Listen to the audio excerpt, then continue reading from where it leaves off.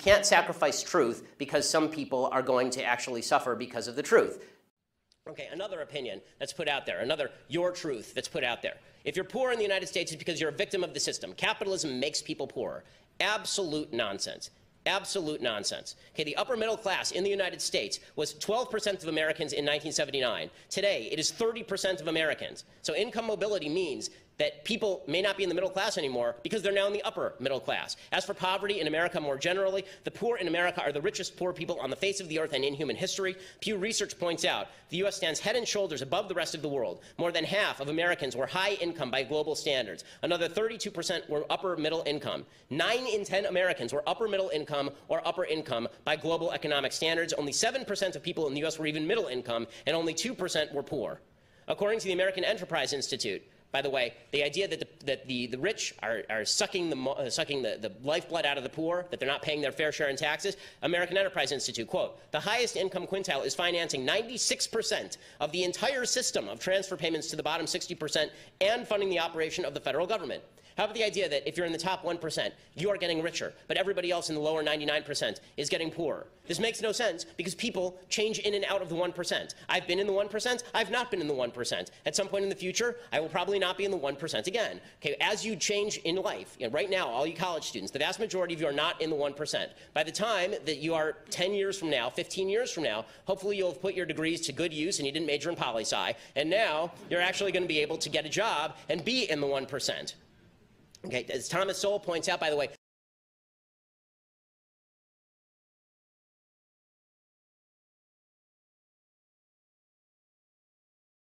income discrepancy varies largely by age. Households headed by someone 65 or older have more than 15 times as much wealth as households headed by someone under 35, because if you've been living a long time, you've been accruing wealth a long time.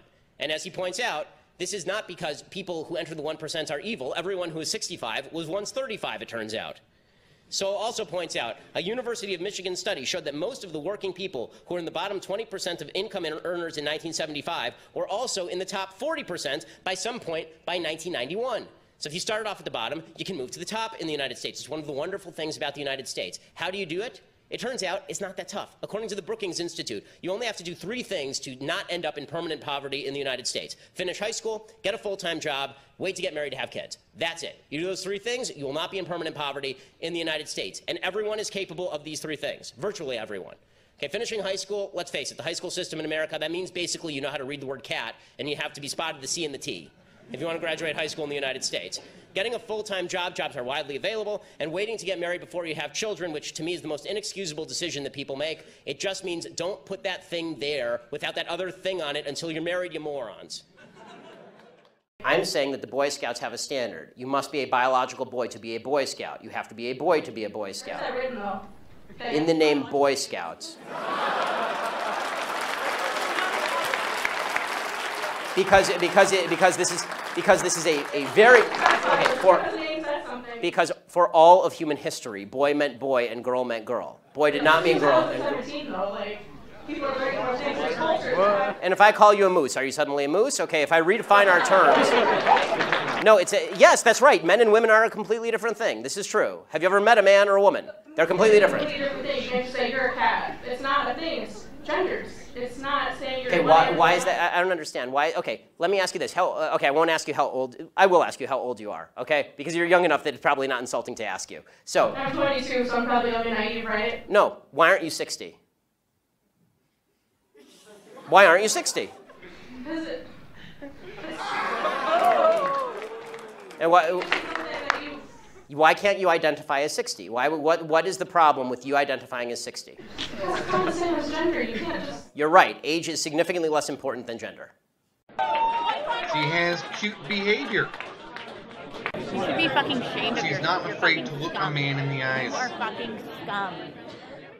You may say that the facts that I'm laying out aren't sufficient to reach these conclusions, and then you have to explain why. What you don't get to do is say, I don't like your opinion, therefore I will ignore all of your facts, right? My truth is more important than the facts that you cite. Here are my conclusions. When it comes to racial disparities, race does not cause crime, obviously, right? Culture causes crime, which is why poverty tends to correlate very highly with crime, regardless of population, but is not the same among all population groups. Right? Disparities in arrests by race are not evidence of racism. If you want to stop the criminal disparity rate, all you have to do is something simple. Stop as individuals committing crimes. Okay, this is the best way to fight disparities in the crime rate. The police only respond to calls that a crime has occurred. Okay, that means that if you stop committing crimes, you're going to be arrested less often.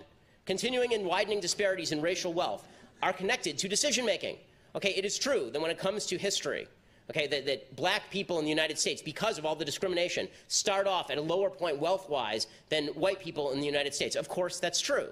But it is also important to note that there are groups that have come to the United States with nothing and are in the top income earners in the United States. Right? The fact is that, as I mentioned, the highest income earning group in the United States are Asian Americans. When my great-grandparents came to the United States in 1907, they literally had nothing and didn't speak English. And now my parents did well, my grandparents did well, and I'm doing well. Right? The idea is not, does history leave people differently off? Because that's always been true.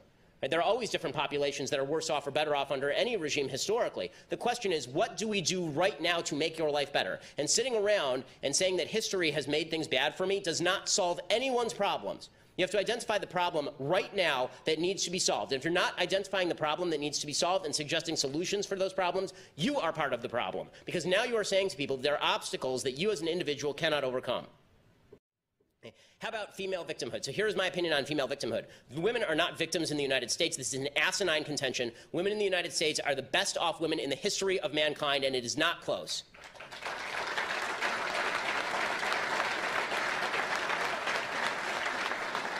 When it comes to men victimizing women, we are with you. My problem with the Me Too movement is not that they are calling out bad men doing bad things. More of this. Name them. Okay, I want to stand alongside you and say that these men should go to jail. The fact is that I want to see men who mistreat women. I was brought up like this. I have 3 younger sisters. Men who mistreat women are the worst people on planet Earth, and they should pay the worst penalties on planet Earth. But it doesn't help anybody when you conflate systems of people who are oppressive with people who you just don't like.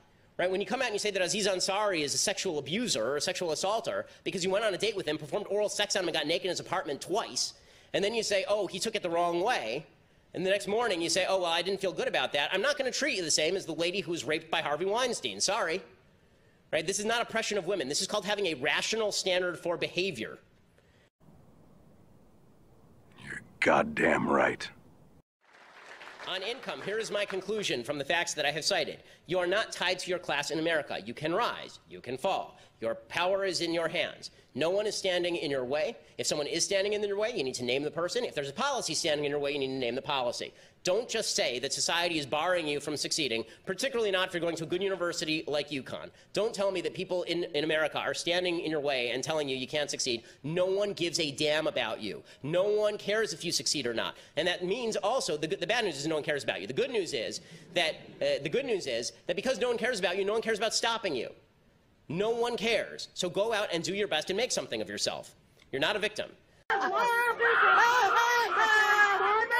And then finally, on transgenderism. Great sympathy for everyone who is suffering from this. It does no good for a society to lie about sex in order to supposedly make people feel better.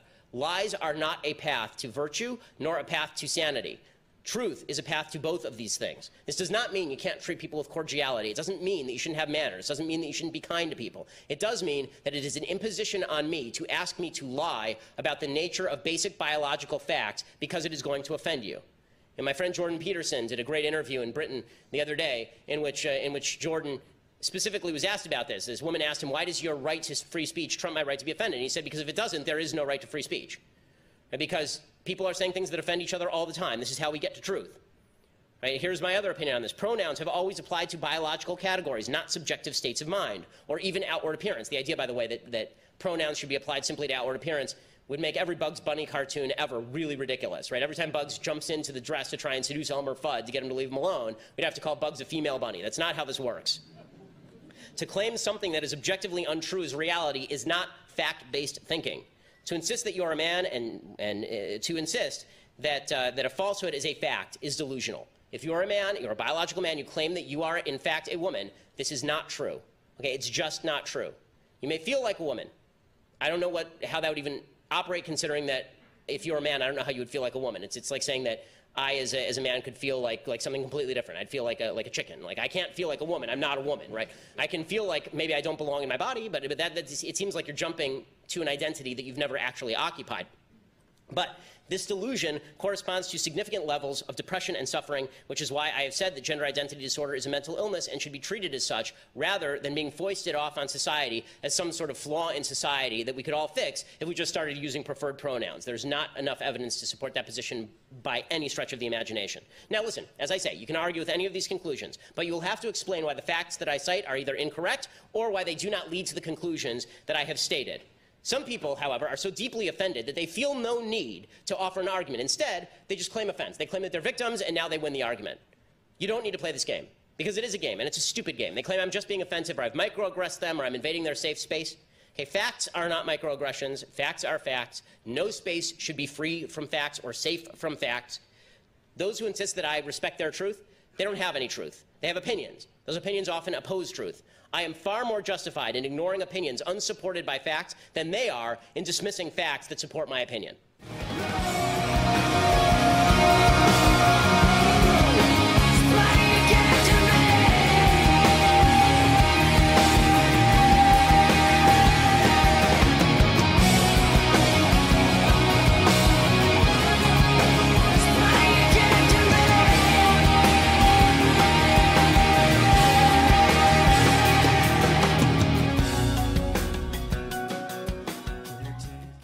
The dominant narrative in America is white people are evil, white people suck, we should be ashamed of ourselves, and I don't think we should be ashamed of ourselves. I think that we should take responsibility for the system that we've created. The best system in the world?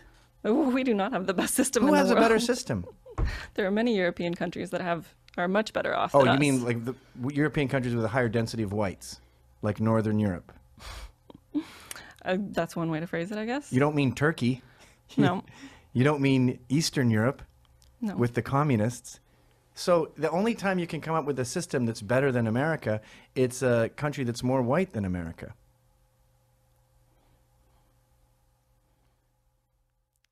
We're on the side of the demons, Chief. We're evil men in the gardens of paradise, sent by the forces of death to spread devastation and destruction wherever we go. I'm surprised you didn't know that.